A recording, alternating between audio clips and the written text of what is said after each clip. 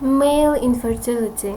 Because male infertility is common, it is important to also perform a semen analysis when initiating evaluation of the female partner.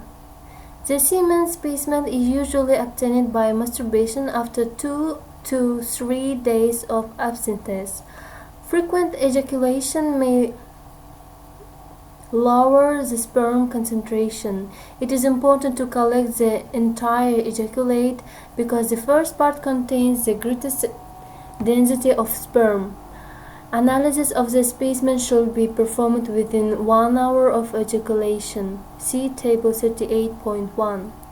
The standard semen analysis evaluates the quantity and quality of seminal fluids, sperm concentration, and sperm motility and morphology.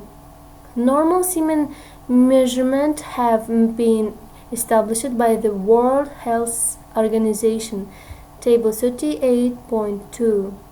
A normal semen analysis excludes a male cause for infertility in more than 90% of heterosexual couples. Certain abnormalities identified by the semen analysis are associated with the specific etiologies of male infertility. Table 38.3. Sperm function can be further evaluated with specialized diagnostic tests, but these tests are not routinely used. Reference values for semen analysis. Element reference value. Ejaculate volume 1.5, 5.0 mm. Sperm concentration 20 million per millimeter. Motility 50%, 25% with repeat progressive motility. Normal morphology more than 30% normal forms. Causes of abnormal semen. Finding and cause. Low semen volume, ejaculatory dysfunction, retrograde ejaculation, hypogonadism, poor collecting technique. Acidic semen, ejaculatory duct obstruction, congenital absence of the vas deferens and or seminal vesicle. Azoospermia or oligospermia, genetic disorders, endocrine disorders, varicocele, cryptorchidism, infections, exposure to toxins, radiation, medications, genital tract obstruction, idiopathic, decreased motility, prolonged abscesses, immunologic factors, anti-sperm antibodies, partial genital tract obstruction, infection, sperm structural defects, idiopathic, abnormal morphology, varicocele, genetic disorder, cryptorchidism, infections, exposure to toxins, radiation, medications, idiopathic. Besides the semen analysis, the postcoital test has historically been used to evaluate sperm concentration and their interaction with the cervical mucus.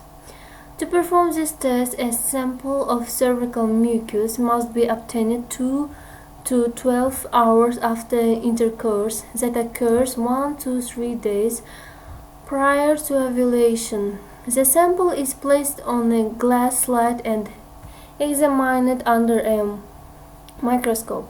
Standard criteria include the presence of at least 5 motile sperm per high-powered field. However, the diagnostic utility and validity of this test is limited. Thus, its routine use is not indicated.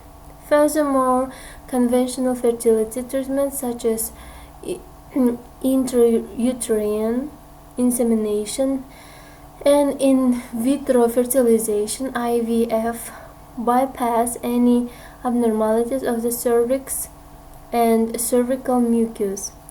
If the result of the semen analysis is abnormal, it should be repeated in 1-2 weeks. Persistent abnormalities in the semen necessitate further investigation. The male partner should be evaluated by a urologist and reproductive endocrinologist who specializes in male infertility. Occasionally, male infertility may be the presenting sign of a serious medical condition such as testicular cancer or a pituitary tumor. Etiologies of male infertility include congenital, acute, or systemic disorders that can be grouped into the following categories: hypothalamic pituitary disease that causes gonadal dysfunction 1% to 2%, testicular disease 30% to 40%, post-testicular defects that causes disorders of sperm transport or ejaculation 10% to 20%, and unexplained infertility 40% to 50%. Abnormalities in spermatogenesis are a major cause of male infertility. Unlike oocytes, which undergo development in a cycle fashion, sperm are being produced constantly by the test. A sperm develops with germinal epithelium of the testis. They are released into the epidermis, where maturation occurs before ejaculation. Alternatively, a minimum of 70 days is required to observe changes in sperm production following initiation of any therapy. Further evaluation of the infertile male includes endocrine and genetic testing. Endocrine evaluation is appropriate for individuals with abnormal sperm concentrations or signs of androgen deficiency. Serum testosterone, FSH, and LH levels will identify primary hypogonadism, low testosterone or elevated FSH and LH, or secondary hypogonadism, low testosterone, FSH, and LH. A low LH level in the presence of oligospermia, sperm concentration less than 5 million milliliters, and a normal testosterone level may indicate exogenous steroid use. A serum prolactin level should be assessed in men with low testosterone levels. Ovarian stimulation. Ovulation induction is indicated in women with anovulation or oligoovulation. However, any identified condition associated with ovulatory disorders should be treated before initiating ovulation induction therapy. Such conditions include thyroid disorders, hyperprolactinemia, PCOS, and high levels of stress, including psychological stress, intense exercise, or eating disorders. The most commonly used medication for ovulation induction is complain citrate. Clomiphene is a selective estrogen receptor modulator (SERM) that competitively inhibits estrogen binding to the estrogen receptors at the hypothalamus and pituitary. The anti-estrogen effects of clomiphene induce gonadotropin release from the pituitary, which stimulates follicle development in the ovaries. Clomiphene is administered daily for 5 days in the follicular phase of the menstrual cycle, staying between cycle days 3 to 5. If ovulation does not occur, the dose is increased for the subsequent months. Women with ovulatory disorders associated with oligomenorrhea may not have regular menses and may require a progesterone-induced menses to start their clomiphene cycle. When used in women who are already ovulatory, clomiphene may stimulate development of several mature follicles. With clomiphene, ovulation can occur between 5 to 12 days after the last pill, and it can be monitored in several ways. Urine LH kits can be used each day starting on cycle day 10.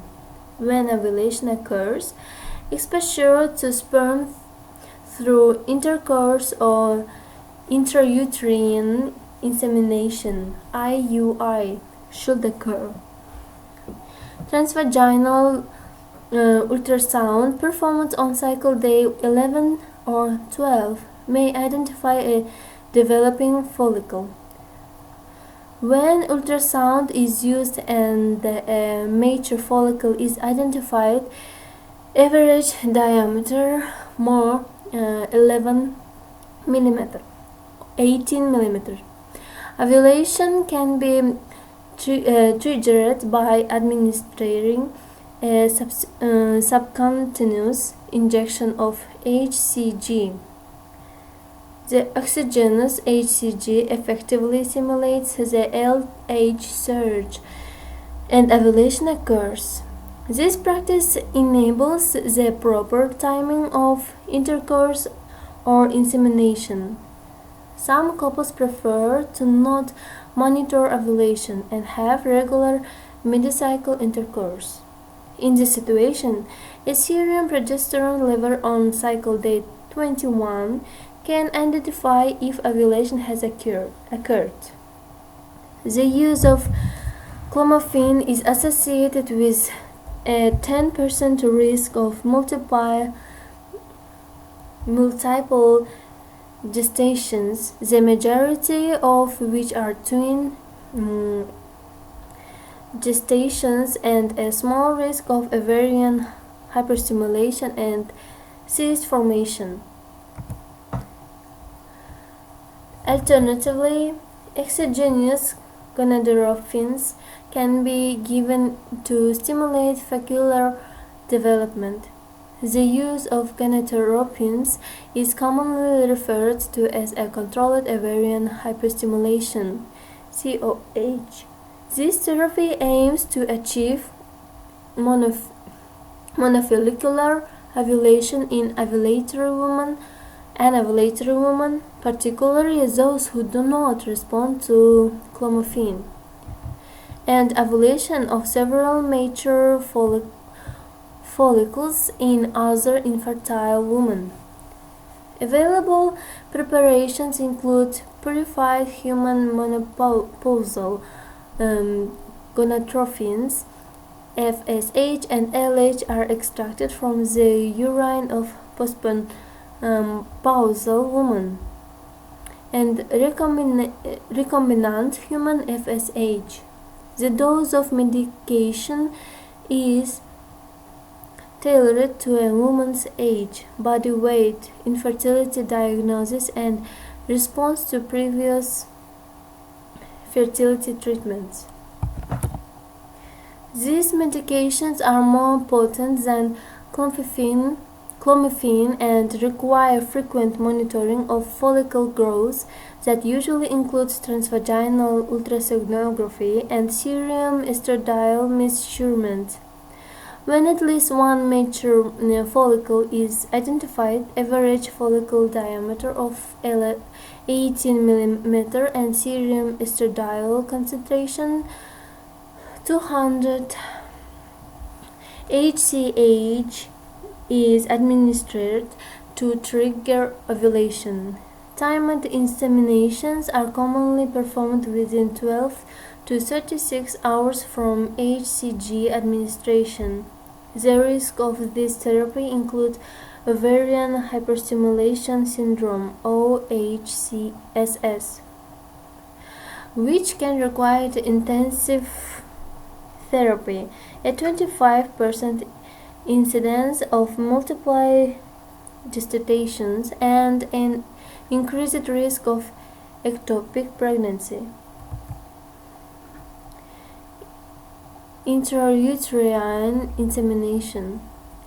Before performing IUI, an ejaculated semen specimen is washed to remove prostaglandins, bacteria, and proteins. The sperm is then suspended in a small amount of medium. To perform IUI, a speculum is inserted into the vagina. The specimen is placed in a thin, flexible catheter, and the catheter is advanced through the cervix into the uterine cavity where the specimen is deposited. Figure 38.7. A total motile sperm count concentration multiplied by motility of at least 1 million must be present, as pregnancy is rarely achieved with lower counts. In couples with infertility, and particularly in those with mild male infertility, pregnancy rates are increased with IUI. However, more severe male infertility may necessitate the use of ART to achieve pregnancy. If the male partner is azoospermic and no sperm are identified during the testicular biopsy, or if a woman does not have a male partner, IUI with anonymous donor sperm is an available alternative. Intrauterine. Figure 38.7. Intrauterine insemination technique. Thank you.